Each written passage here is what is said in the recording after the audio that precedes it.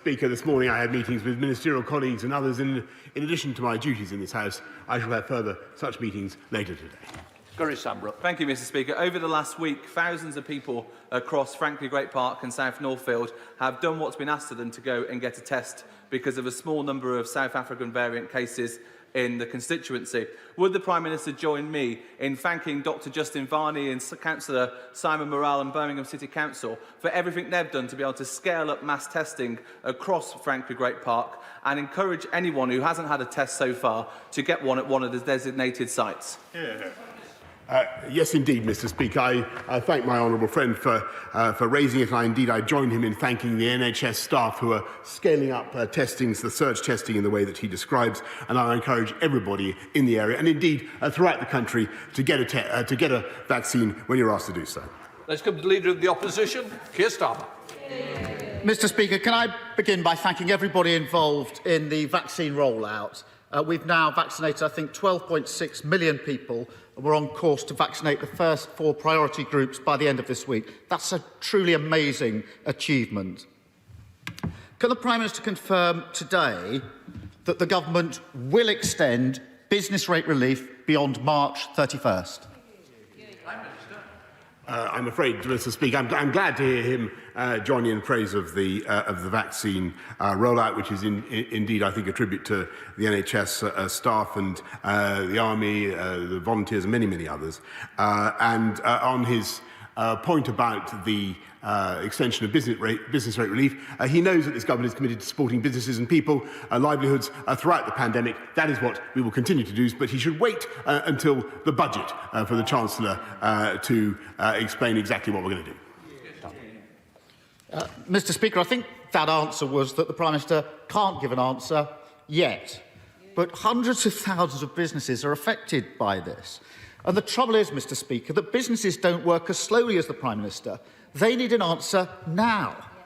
As the British Chamber of Commerce says, businesses simply can't wait until the March budget. Let me try another vitally important question for businesses and for millions of working people. Can the Prime Minister confirm today that the furlough scheme will be extended beyond April?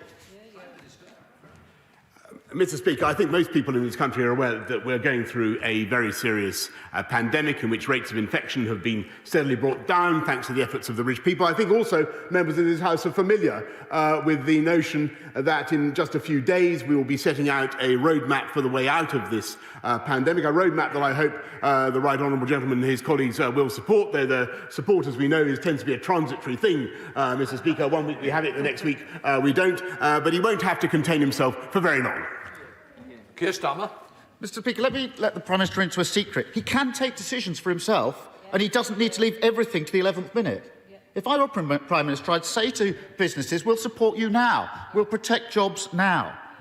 Because the CBI, the Federation of Small Businesses, the Institute of Directors and the British Chamber of Commerce have all said the same thing. They all say, Prime Minister, they can't wait until the budget. The Prime Minister may disagree with me, but he's actually disagreeing with businesses. Why does the Prime Minister think he knows better than British business? Mr. Speaker, I think that most business people that I've talked to a great many in the last 12 months, would agree that there is no government around the world that has done more to support business, wrapping our arms around business. And actually, I'm delighted to hear this enthusiasm for business from the Labour Party when they stood on a manifesto to destroy capitalism at the last election, and indeed to dismantle the very pharmaceutical industry, Mr. Speaker, that has provided the vaccines on which we now rely. Will he now repudiate that policy, Mr. Speaker? Mr. Speaker, we all know what the Prime Minister once said he wanted to do to business. We on these benches would rather listen to businesses. So we've no decision on business rates, no decision on furlough. Let's try another crucial issue. And Prime Minister, no excuse for delaying this time, because this has to be decided before the March budget, and the Prime Minister doesn't need to check with the Chancellor. So will the Prime Minister now commit to extending the evictions ban on residential properties beyond February the 21st? Mr. Speaker, I've said repeatedly that what we will do in this government and throughout this pandemic is put our arms around the British people, support them throughout the pandemic, and make sure that people are not unfairly evicted during the pandemic. That is what we will do. What I hope very much, Mr. Speaker, is that we may hear from the right honourable gentleman opposite that he not only has now had a Damascene conversion to the importance of business, but a Damascene conversion to supporting all the government's policies to support business, rather than sniping from the sidelines. Why doesn't he just get behind us and back the government, back us in our efforts to back business and back the British people? Keir Starmer. Mr. Speaker, I'm not going to take lectures from a man who wrote 2 versions of every column he ever wrote as a journalist, who proposed Donald Trump for a Nobel Peace Prize and gave Dominic Cummings a pay rise. Back to the question. Another area where the Prime Minister repeatedly delayed and now changes policy pretty well every day is securing our borders against variants of COVID. Every week the Prime Minister comes here and says we've got one of the toughest regimes in the world. We know his Home Secretary disagrees with him. We know the Health Secretary disagrees with him. Luckily, Mr. Speaker, Oxford University keep track of how tough border restrictions are in every country. They say that there are at least 33 countries around the world which currently have tougher restrictions for the United Kingdom. 33, Prime Minister, including Canada, Denmark, Japan, Israel. There are many others. In fact, they say we're not even in the top bracket of countries for border restrictions. 50 days after we first discovered the South African variant, 50 days. How does the Prime Minister explain that? Mr. Speaker, there are some countries in Europe that do not even have a hotel quarantine scheme, such as the one we're putting in on Monday. We have amongst the toughest border regimes anywhere in the world. And people should understand that on a normal day, Mr. Speaker, at this time of year, you could expect about 250,000 people to be arriving in this country. We've got it down to about 20,000, 5,000 of them whom are involved in bringing vital things into this country, such as medicines and food, as we discussed last week, and he agreed that was a good idea, Mr. Speaker. Unless he actually wants to cut this country off from the rest of the world, which I think last week he said he didn't want to do, unless, of course, he's changed his mind again, Mr. Speaker. I think that this policy is measured, it is proportionate, it is getting tougher from Monday. I hope that he supports it. Keir Starmer. Mr. Speaker, the truth is this. The Prime Minister is failing to give security to British businesses and he's failing to secure our borders. The Prime Minister often complains that we never put forward constructive proposals. So here's 2 for him. Support businesses and protect jobs now by extending furlough, business rate relief and VAT cuts for hospitality. And second, secure our borders with a comprehensive hotel quarantine on arrival. No more delays. Will he do it? Mr. Speaker, we've just announced the quarantine policy, which, as I've said to the House, is amongst the toughest in the world and tougher than most other European countries, certainly. I'm delighted that he's now supporting business in his latest stunt of bandwagoneering, not a policy for which he was famous before, Mr. Speaker. But he moves from one side of the other in the debate throughout this crisis. And some people, Mr. Speaker, some people have said that this is a good crisis, Mr. Speaker. Some people have said this is a good crisis. Some people have said that this crisis is a gift that keeps on giving, Mr. Crisis. Mr. Speaker. Mr. Speaker, those people sit on the Labour front bench. I think it is disgraceful that they should say those things. I believe this is one of the biggest challenges this country has faced since the Second World War. And thanks to one of the fastest vaccine rollouts anywhere in the world, I believe it is a challenge this country can meet and is meeting. And I believe that of that vaccine rollout programme, this House and this country should be very proud. Speaker, can I thank the Prime Minister for the decisions he took last year that have meant that the vaccine programme is in such a good position this week. Despite that success, it is vital that that programme keeps pace with the changing variants. Can he update the House on where the UK stands on ensuring that the UK supply chain is in place and that we don't get behind as the virus mutates?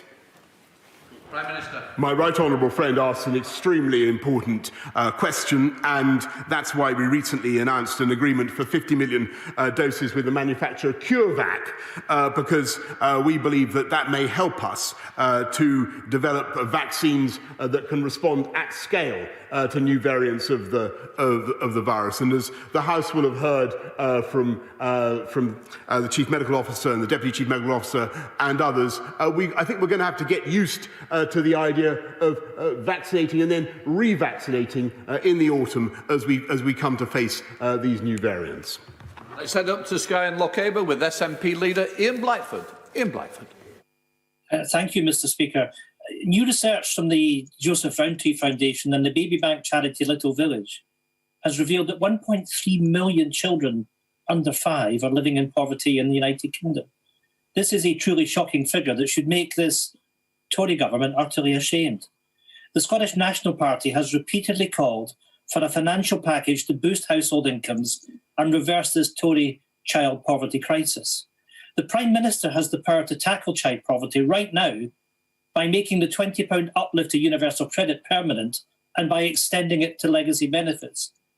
The Tory government's been stalling on this for months. Will the Prime Minister finally act, or will he leave millions of children out in the cold? Minister. Mr. Speaker, I think that the whole House in this country should be proud of the way we've tried to look after people, the poorest and neediest families throughout the country, not just with universal credit, which the party opposite would actually abolish, Mr. Speaker, but by helping vulnerable people with their food and their heating bills, the £170 million winter grant scheme, looking after people with the free school meal vouchers. And as I've said before, Mr. Speaker, we will put our arms around the people of this entire country throughout the pandemic. Let's return to Scotland with Ian Blackford. Ian Blackford. I have to say, Mr. Speaker, that was pathetic. That was no answer. We're talking about 1.3 million children under 5 in poverty. Let me quote, "She cried on her doorstep because I gave her nappies, wipes and winter clothes for her child. I went away with a lump in my throat." These are the words of Emily, a baby bank worker who's supporting families that the Tories have pushed into poverty through a decade of cuts. They don't need more empty words from a Prime Minister who simply doesn't care enough to act. Mr. Speaker, this morning a new report from Citizen Advice Scotland warned that Tory cuts could reduce the value of universal credit by as much as a quarter just when people need this money the most. Will the Prime Minister agree to meet with me and other opposition parties ahead of the budget for an urgent summit on tackling child poverty, or will he be yet another Tory Prime Minister who leaves a generation of children languishing in poverty? Mr. Speaker, I must say that I reject entirely what the Right Honourable Denton has just said, because I don't believe that any government could have done more to help the people of this country throughout this pandemic, and we will continue to do so. And yes, of course, we bitterly lament and reject the poverty that some families unquestionably suffer. And it is tragic that too many families have had a very, very tough time during this pandemic. But we will continue to support them in all the ways that we have set up. And I may say to the Right Honourable Gentleman, there is a profound philosophical difference between him and me, because the Scottish Nationalist Party is morphing into ever more a left-wing party that believes fundamentally. There you go, Mr. Speaker. That believes fundamentally that it is the duty of the taxpayer to pay for more and more and more. We want to get people into jobs, Mr. Speaker, and it's getting people, and it is in that respect that the Scottish Nationalist Party is, I'm afraid, failing their. Well, Prime Minister, we both know that you're only teasing him, and we're trying to wind up the leader of the SNP. Please, let's drop it. Let's move on, because Lee Anderson is waiting for you. Lee Anderson. Thank you, Mr. Speaker. A new Freeport for the East Midlands will create over 60,000 new jobs and provide a massive boost for employers such as Cornton Engineering and Abacus in Ashfield. After decades of neglect from Labour MPs, we now feel a sense of hope in the red wall seats. My mum and dad voted Conservative for the first time at the last general election and were touched when the Prime Minister acknowledged their votes were lent. Could my right honourable friend, the Prime Minister, please reassure my mum and dad, my friend, my family and all my constituents that our area will never be let down again. Prime Minister. Absolutely, Mr. Speaker, and I thank my honourable friend for everything he's doing for Ashfield, and he and I have had enjoyable times campaigning for the people of Ashfield, and we'll continue to do so. And I can tell Paul and Jenny that our commitment to levelling up is absolutely rock solid throughout this country. I said to marry on it with Liz Saville-Roberts. Liz Saville-Roberts. Diolch yn fawr iawn, Lefarydd. We've just heard the government claims to have a levelling up agenda, underpinned by a research and development roadmap. The trouble is, the Tories' track record on this isn't good. In fact, it's abysmal. Wales receives the lowest R&D spend per person of the four nations, at around 40% of spend per head in England. And Westminster's obsession with the golden triangle of Oxford, Cambridge and London shows no sign of abating. Will he now commit to a fairer, devolved R&D funding settlement to the Senedd? Or is he content for Westminster's roadmap to be Wales's road to nowhere? Prime Minister. Mr. Speaker, I'm afraid I think she's doing Wales down, and the people of Wales down, and the ingenuity of Wales down, because I think about a quarter of the airline passengers in the world are borne aloft on wings made by the Welsh aerospace sector, Mr. Speaker. Bridgend is going to be one of the great centres of battery manufacturing in this country, if not the world. Wales is at the cutting edge of technology under this government's plans for a record spending on R&D, £22 billion by the end of this Parliament. Wales, along with the whole of the rest of the UK, will benefit massively. Let's head to Cheshire with Dr. Ciara Mullen. Dr. Ciara Mullen. Thank you, Mr. Speaker. The UK has fallen behind Europe in untapping the potential of geothermal heat and energy in places like Crewe. Will the Prime Minister meet with me to discuss how we can ensure geothermal helps us build back better with a revitalised package of incentives for industry? I thank my honourable friend for the excellent point he makes about Crewe and the way it's now in the forefront of deep geothermal energy exploration, and very happy to meet with him to discuss what we can do to further geothermal energy in Crewe, diary permitting, Mr. Speaker. Let's wander up to Bolton with Yasmin Qureshi. Yasmin. Mr. Speaker, this government said that no council would be suffering as a result of the pandemic. And the Chancellor said that he would do everything, whatever it takes to help them. Yet the Tory-controlled Bolton Council has just announced 35 million cuts in pounds and an increase in the council tax budget for 3.8%.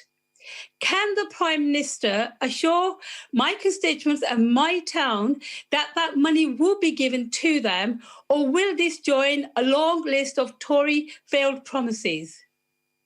Minister. I want to congratulate, Mr. Speaker, the great Conservative-controlled Council of Bolton for everything they're doing and continue to do throughout this pandemic to look after the people of Bolton. I know what incredible work local officials do, and I thank them very much for it. And we believe, since we believe so strongly in local government, Mr. Speaker, as a creature of local government myself, I'm proud that we've invested £4.6 billion in supporting local government just so far in this pandemic. Sajid Javid. Mr. Speaker, from rainforests to coral reefs, the world's ecosystems are at risk of catastrophic decline. That was the conclusion of the Dasgupta review last week, which my right honourable friend rightly welcomed. This threat to our biodiversity is not just a moral failure, it is economically short-sighted too. When I asked Professor Dasgupta to carry out this work, he told me that it would not be complete until after the UK had hosted the COP26 summit. But now, given that the summit has been delayed until later this year, and that it will take place alongside our presidency of the G7, does my right honourable friend agree with me that the UK has been presented with a unique opportunity to show global leadership on how we can better protect our most precious asset, nature? Prime Minister. My right honourable friend is absolutely right. I thank him for what he's doing himself in this area, and I want the House to know that we want our COP, the UN COP26 summit, to be a landmark event, not just for tackling climate change, but also in biodiversity. And I think it's high time that the leaders of the world took a step to reverse the loss of habitats and species that we've seen over the last century. Let's head up to Oxfordshire with Layla Moran. Layla Moran. Thank you, Mr. Speaker. It's estimated that up to 400,000 people are living with the debilitating effects of long COVID, and some of these are NHS heroes who caught COVID in that first wave. Nearly a year later, I've heard from a doctor who says she wonders if she'll ever be able to walk unaided again, let alone manage a full day of work. Does the Prime Minister recognise that for this group, long COVID is an occupational disease? And will he set up a compensation scheme similar to what we offer our armed forces, so that we ensure that those who have lost their livelihoods by saving lives are fully supported? Thank the honourable lady, because she's right to highlight the incredible sacrifice and effort of NHS staff, many of whom sadly have contracted COVID in the course of their duties, and a great many of whom have sadly continued to be affected by that disease. We must study the long-term effects of COVID and make sure that we continue to look after our wonderful NHS staff throughout their careers. To Yorkshire with Julian Sturdy. Julian Sturdy. Thank you, Mr. Speaker. Can the Prime Minister confirm today that all students will be back in school no later than the 8th of March and commit to starting any phased return straight after half term, so that the really damaging effects of being away from school are not drawn out for any longer than is absolutely necessary? Mr. Speaker, I can certainly confirm that we're going to do everything we can, and I know that that's the settled will of most people in this House, to get our kids, get school children back on March the 8th, if we possibly can. I'll be setting out for my honourable friend as much as we can say on Monday, and then in the week of the 22nd, we'll be setting out a roadmap and setting out the way forward for schools. But we've got to make sure we keep this virus under control, Mr. Speaker. It is coming down, but we cannot take our foot off its throat. Let's head up to the North East with Ian Mearns. Ian Mearns. Very grateful, Mr. Speaker. Having sat on the HS2 Hybrid Bill Committee for 15 months, I was a sceptic as to the economic benefits of the project for the North East. But HS2 is going ahead, at least in the South.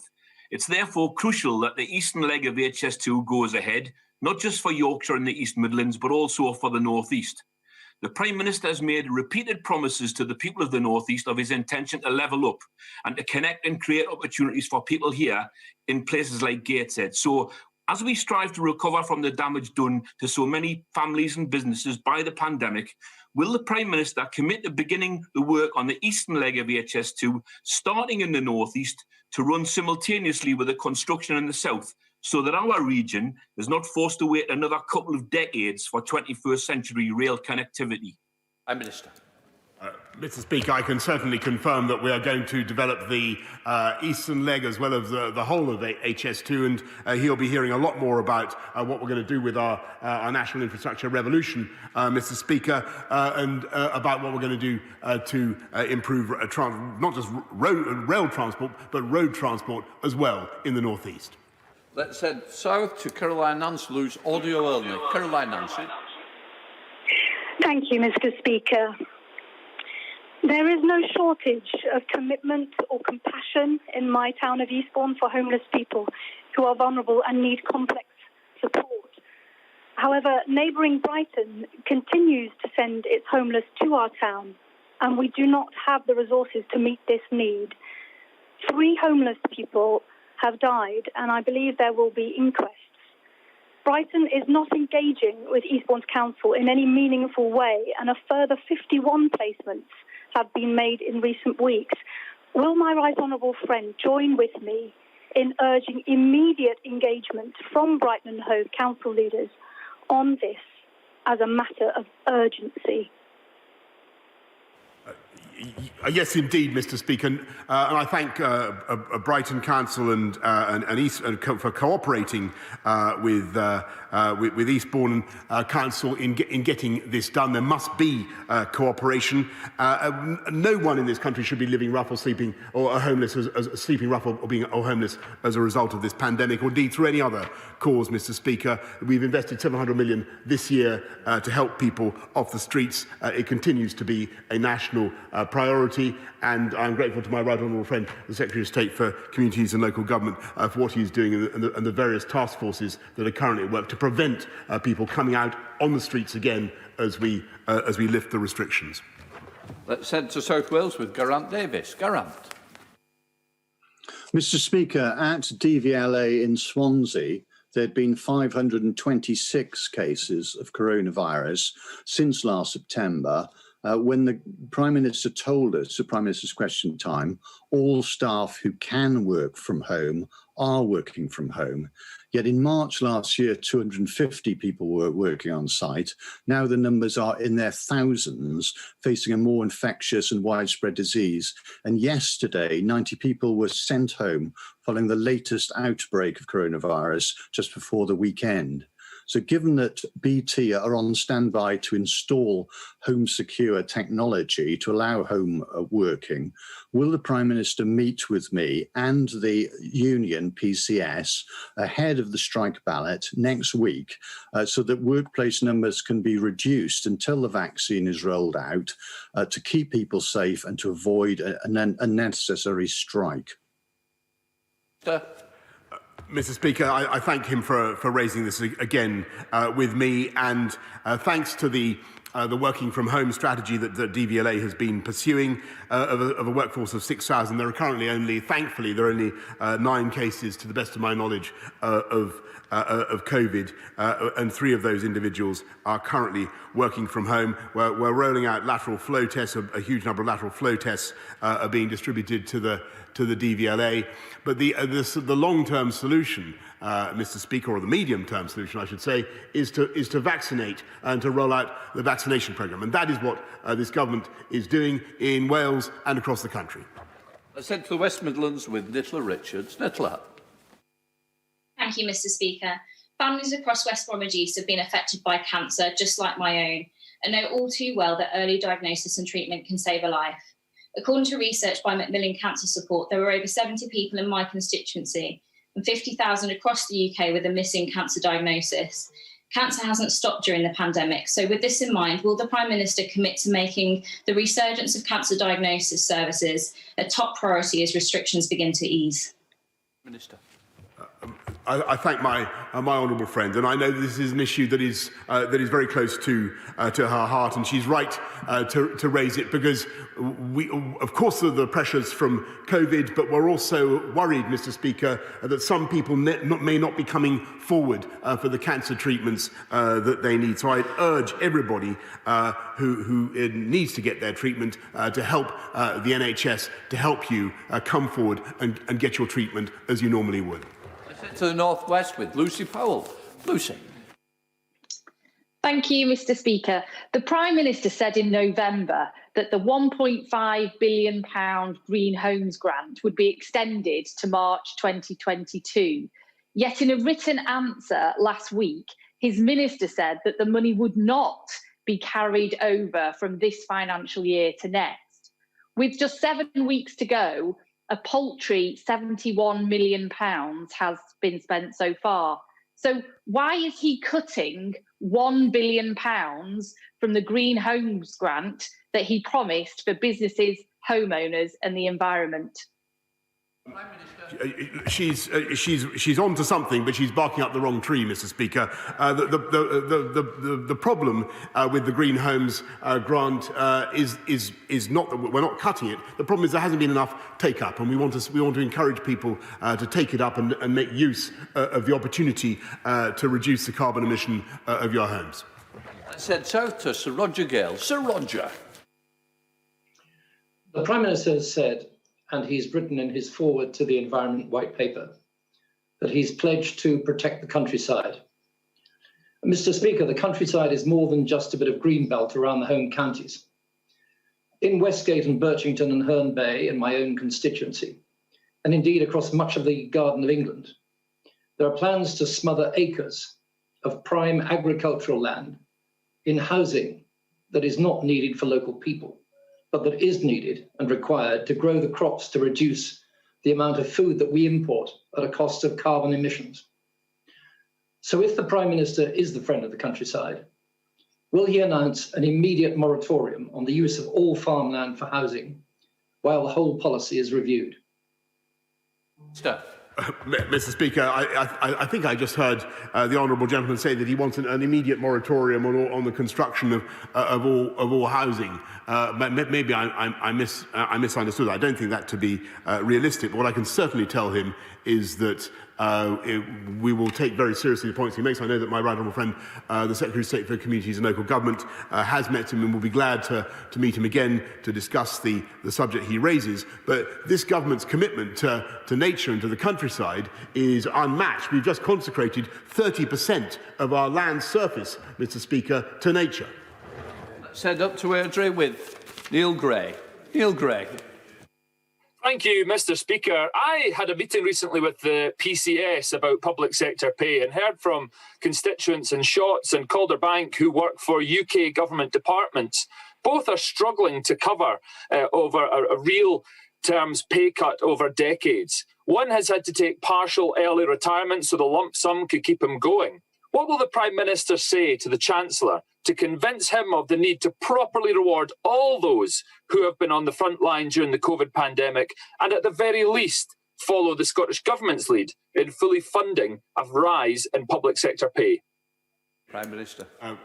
Mr. Speaker, we have seen above inflation increases in public sector pay, and that is quite right. And we support particularly increases in investment in our NHS, and you'll know the package that we put in place for nurses. But the single best thing that we can do is support the living wage, which this government introduced, and which this government introduced, and which we have now increased by record amounts 2 years in a row. And I see the Scottish Nationalist Party, forgive me, Mr. Speaker, National, I don't know whether they're nationalists or not. Perhaps they could clear it up. Whether they think, maybe are they? It's up earlier for you. Are they a national party without being nationalists? It's an interesting semantic point, Mr. Speaker. But I think they're trying to claim that they pioneered the living wage. I don't think that's right, Mr. Speaker. I seem to remember that it was a certain mayoralty in London that massively increased the living wage when they weren't off the starting blocks, Mr. Speaker. In which case, let's go down to Somerset, who is ready on the starting blocks with Ian Littlegranger. Mr. Speaker, thank you as always. I am delighted my honourable friend is defending democracy by pushing ahead with local elections. But here in the land of King Alfred, the people desperately want to give their verdict on Somerset County Council, which I'm afraid has been using COVID money to spend on things that have nothing to do with the pandemic. They have submitted to the government a form which says nothing, and I fear that my right honourable friend has been misled. We need a referendum down here to test public opinion quickly. But would my right honourable friend, a proud man of Somerset, who understands history more than most of us, not agree the time has come to put our county back together and that we have the whole of Somerset being looked after by Somerset?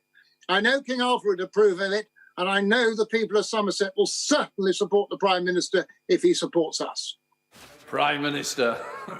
Mr. Speaker, I thank my right honourable friend, who is a great advocate of Somerset and committed to his constituents, and I thank him for what he's doing. He's raised this now twice with me, and I thank him for that. But my humbly suggest that the best way forward is for the consultation to proceed and for local people to decide what the best form of government, local government, is that they want. Let's head for our final question from Northern Ireland with Gregory Campbell. Gregory Campbell. Thank you, Mr. Speaker. Prime Minister, you're aware now of the problems we warned about over many months before the Northern Ireland Protocol was introduced. These problems are scheduled to get worse from April. Can you outline a timeline where people in Northern Ireland, and indeed all across the UK, as indicated in the Parliament petition last week, when all of us can enjoy free trade across the nation, including from GB to NI, as every other independent trading nation enjoys? Yes, indeed, Mr. Speaker, and I've made it absolutely clear to our EU friends and partners that we want to make our relationship work, but it is also absolutely essential that there should be untrammelled free trade exchange of goods, people, services and capital through all parts of the UK, and we will do everything we can to ensure that that is the case, including, as I've said in the chamber before, and to his honourable colleagues, including invoking Article 16 of the protocol if that is necessary. I'm suspending the House for 3 minutes to enable the necessary arrangements for the next business to be made. Order. Well, one thing that Prime Minister's questions will be remembered for is Boris Johnson, even for him, exceptionally tousled hair. What else? With me is our Deputy Political Editor, Sam Coates. I think there was just one announcement from Boris Johnson that I think will reverberate. It's a confirmation of what we had been hearing from others, but he said we are going to have to get used to the idea of vaccinating people and then revaccinating them in the autumn as we face new variants. So the vaccine programme, people had been expecting 2 jabs. Now it looks like in order to deal with these new mutations, that's going to keep going. You have just today the new Bristol variant, which combined the speed of transmission of the Kent variant with some of the vaccine-resistant properties of the South African variant. There is some concern in government about that. Here is how they'll tackle it. A couple of other significant things from Prime Minister's questions. Keir Starmer looked at trying to press the Prime Minister about what will happen to business rates. Now, there's a moratorium for some businesses on paying that, which comes to an end this month. On furlough, which comes to an end at the end of May, and commercial eviction moratorium, which comes to an end later this month.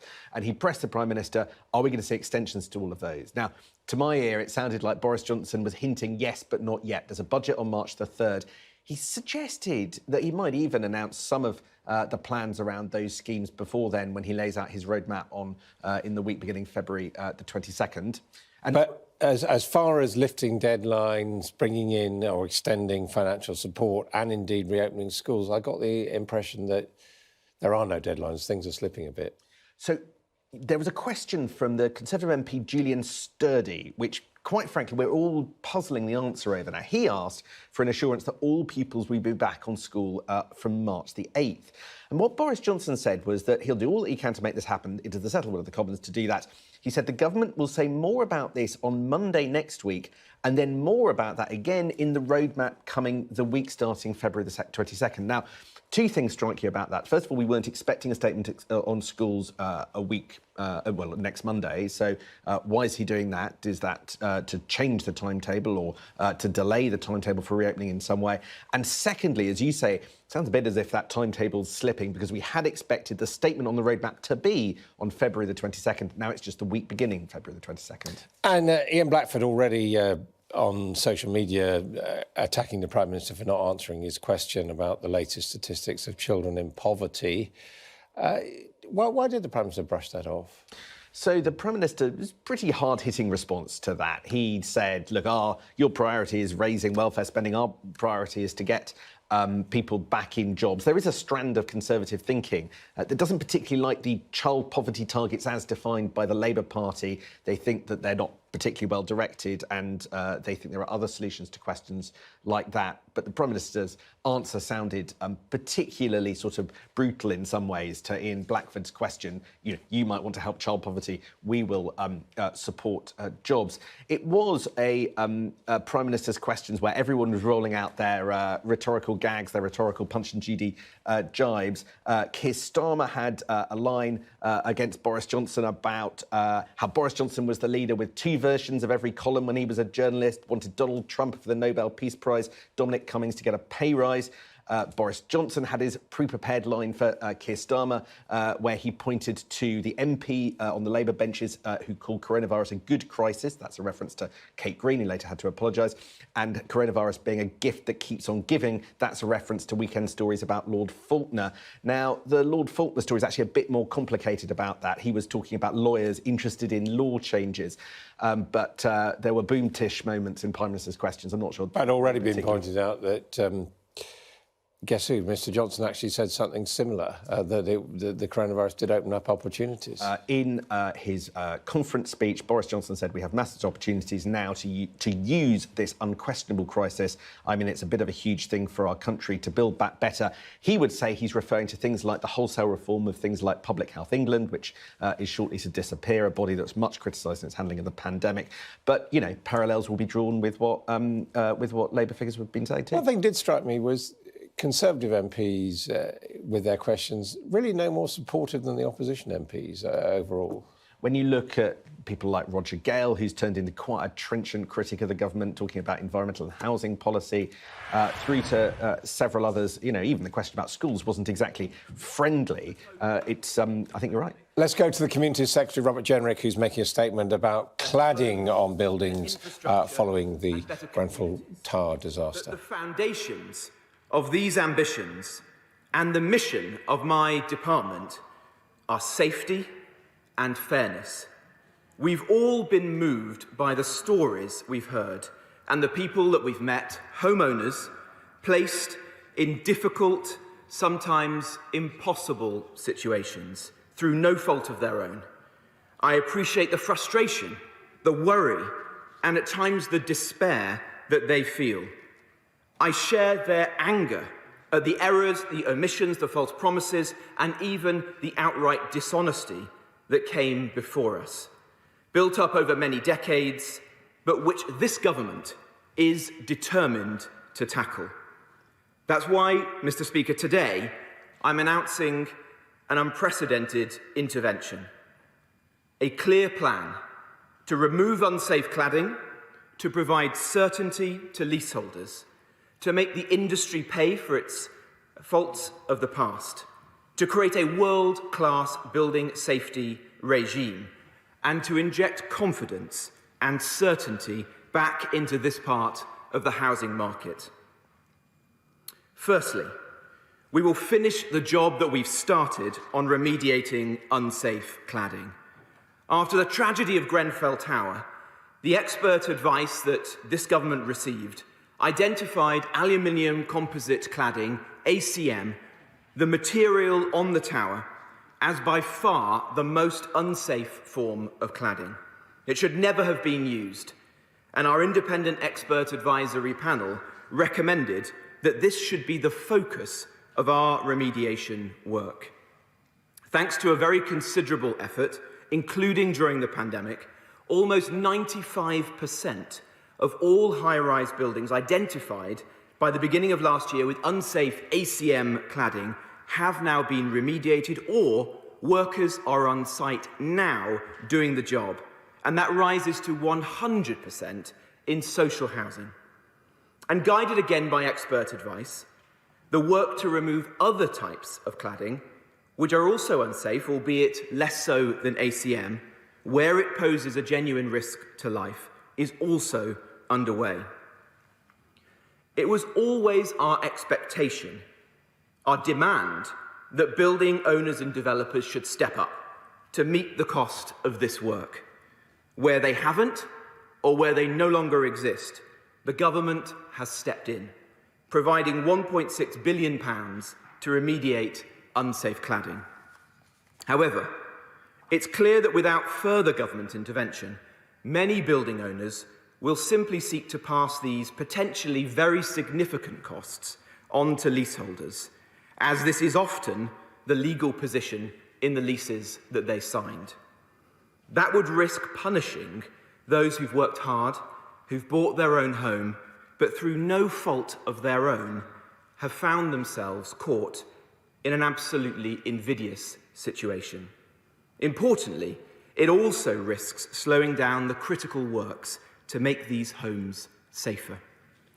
I am therefore today making an exceptional intervention on behalf of the government and providing certainty that leaseholders in high-rise residential buildings will face no cost for cladding remediation works.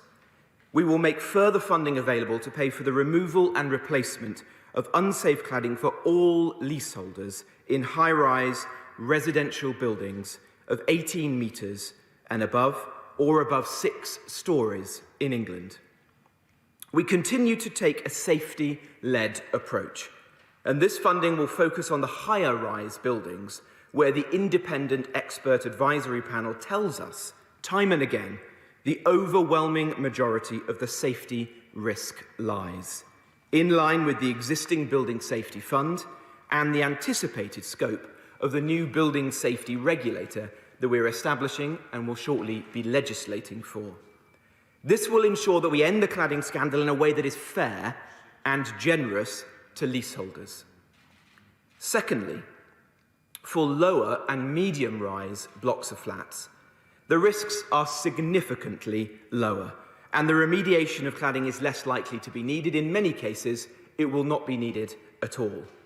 But where it is, costs can still be significant for leaseholders, which is why I'm announcing today that the government will develop a long-term scheme to protect leaseholders in this situation with financial support for cladding remediation on buildings between 4 and 6 stories.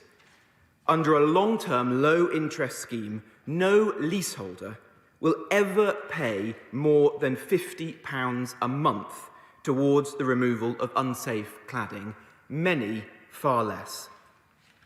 Taken together, this means the government is providing more than £5 billion, including a further £3.5 billion announced today, plus the significant cost of the very generous financing scheme, which will run for many years to come, to ensure all leaseholders in medium and high-rise blocks face no costs or very low costs if cladding remediation is needed.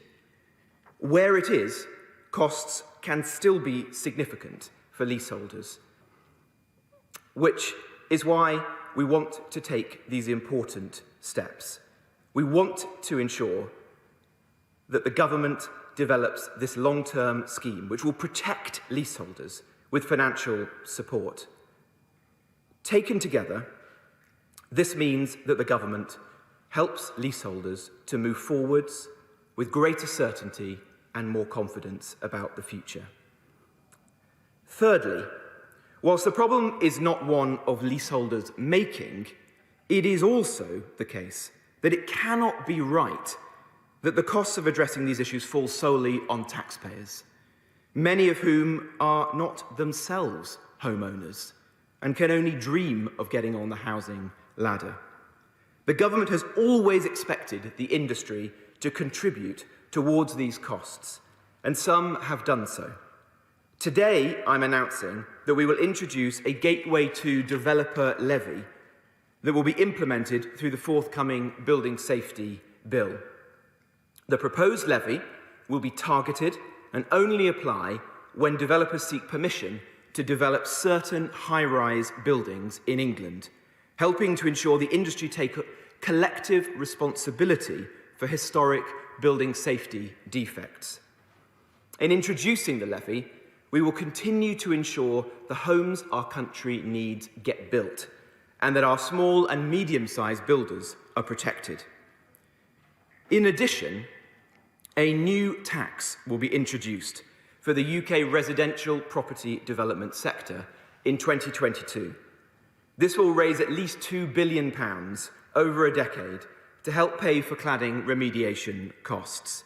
The tax will ensure the largest property developers make a fair contribution to the remediation programme in relation to the money they make from residential property, reflecting the benefit that they will derive from restoring confidence to the UK housing market. The government will consult on the policy design in due course. Fourthly, I know there are many people across the country who are concerned about the safety of their home. In the actions we've taken and those that we take today, we've already prioritised very clearly public safety. However, it's also important that we put the risk of a fire, and in particular, the risk of a fatal fire, into context. It is low. Last year, the number of people who died in fires in blocks of flats over 11 metres was 10, an all-time low. And fire-related fatalities in dwellings in England have fallen by 29% over the last decade. By way of comparison, over 1,700 fatalities were reported on our roads in 2019. Now, of course, any death is one too many, and the tragedy of Grenfell Tower lingers with us and demands action. That's why it's right that we address safety issues where they exist and are a threat to life, but do so in a proportionate way and guided at all times by expert advice.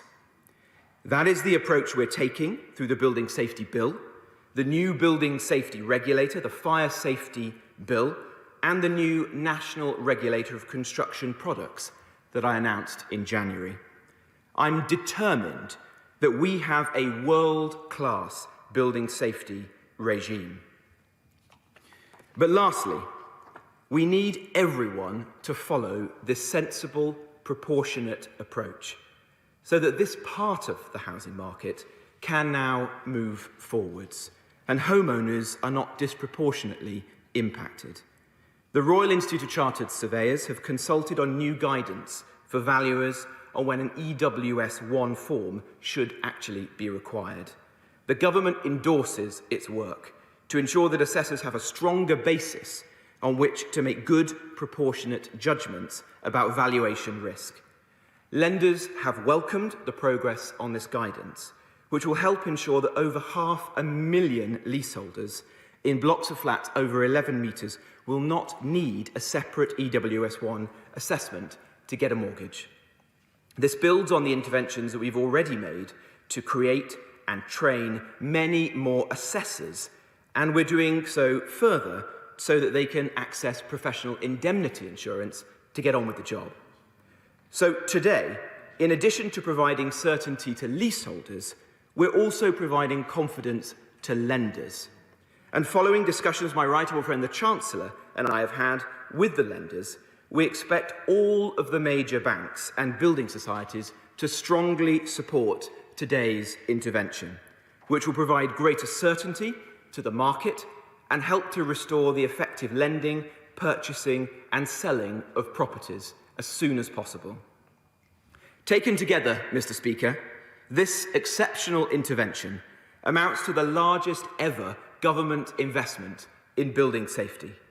We believe in home ownership, and today we firmly support the hundreds of thousands of homeowners who need our help now. I commend this statement to the House. I will call Thangun Debonair, who's participating virtually, who has 6 minutes in which to respond. Thangun Debonair. Thank you, Mr. Speaker, and I thank the Secretary of State for advance sight of his statement. Buying your first home should be a dream come true, but for many it's now been a nightmare for years. As a result of government choices, 3.5 years on from the Grenfell tragedy in which 72 people lost their lives, hundreds of thousands of people are still trapped in unsafe homes, many more unable to move. And today's announcement is too late for too many. It's a repeat of undelivered promises and backtracks on the key one that leaseholders should have no costs to pay. The Chancellor said last March, all unsafe combustible cladding will be removed from every private and social residential building above 18 metres high, but that has not happened. Buildings haven't been able to access the fund, and £9 out of 10 is still sitting where it was. At every stage, the government underestimated the problem and delays caused it to grow. They still don't know how many buildings are unsafe, where they are, or what danger they pose. And until we have answers to those basic questions, government will continue to make mistakes, offering piecemeal solutions that then have to be updated when they don't deliver. So I ask, can the Secretary of State guarantee the funding will cover all buildings over 18 metres? What will the consequential be for the devolved administrations, including Wales? We can't have a repeat of the first come, first serve free-for-all, where the most dangerous blocks risk being fixed last. So will the government set up an independent task force, as Labour has asked for, to prioritise buildings according to risk, have powers to get the funds out of the door and to be able to go after the building owners who failed to get on with the work? Government ministers have now promised 17 times that leaseholders will not bear the cost of fixing a problem they didn't cause. Many will be listening to the Housing Secretary's remarks today, and the government has betrayed their promise that leaseholders wouldn't pay for the building safety crisis. As I said, 3.5 years on from Grenfell, hundreds of thousands can't sleep at night because their homes are unsafe. The government has chosen today to pile financial misery on them. This is an injustice. What does the Housing Secretary say to Julie in Runcorn, who lives in a flat with dangerous HPL cladding? Her block is under 18 metres, so she's unable to access funding promised so far. She lives in the same development as buildings with the exact same cladding, but over 18 metres, so they will be able to access the fund. Why should this arbitrary 18-metre height limit mean the difference between a safe home and financial ruin? What are the terms of the loans? What will the interest rate be? And will leaseholders be required to pay the interest as well as the main cost? And he says leaseholders won't pay more than £50 a month. Does that stay with the current owners when they move, or with the home if the new owner's forced to pay? How long does it run for? Will it go up by inflation each year? And what will government do if those homes remain unsellable? How will they ensure that freeholders take up the loans? How will government speed up remediation? Because the current stalemate cannot continue. And then there are others who don't have dangerous cladding but have been charged hundreds of thousands of pounds, thousands of pounds per flat to fix other fire safety issues. What does the Housing Secretary say to them? The government should focus on securing our economy and rebuilding from COVID, not saddling homeowners with further debt. When they have further debt, that means less money for our economic recovery, taking money away from local shops. It reinforces regional imbalances, and it makes young first-time buyers and pensioners pay money they can't afford. The government should pursue those responsible fully to prevent leaseholders and taxpayers from carrying the can. The government has announced a levy and a tax, which I welcome because those responsible should bear the cost. But how much does the government anticipate this levy will raise? And will the government pursue others, such as cladding manufacturers, also responsible for putting the dangerous cladding? Government has missed every target for removing ACM cladding, and there are still 50,000 people living in flats wrapped in it. The same cladding as found on Grenfell Tower, thousands more with other dangerous cladding. So will the Minister commit today to remove all dangerous cladding by 2022? As the Secretary of State will know, at least one first-time homeowner, Hayley, has already been made bankrupt before she was even asked to pay for remediation, just from the extra costs. She asked government to think about her former neighbours. When will leaseholders start receiving funding to pay for the round-the-clock fire patrols they've been charged hundreds of pounds each month for? What about the skyrocketing insurance? And how will government get the market moving? And their last announcement fell to pieces. The housing market in affected homes is grinding to a halt. And a simple question, what on average does he expect the leaseholder to be paying? Mr. Speaker, finally, government inaction and delay has caused the building safety crisis to spiral. People cannot continue to live in unsafe, unsellable homes. Homeowners shouldn't face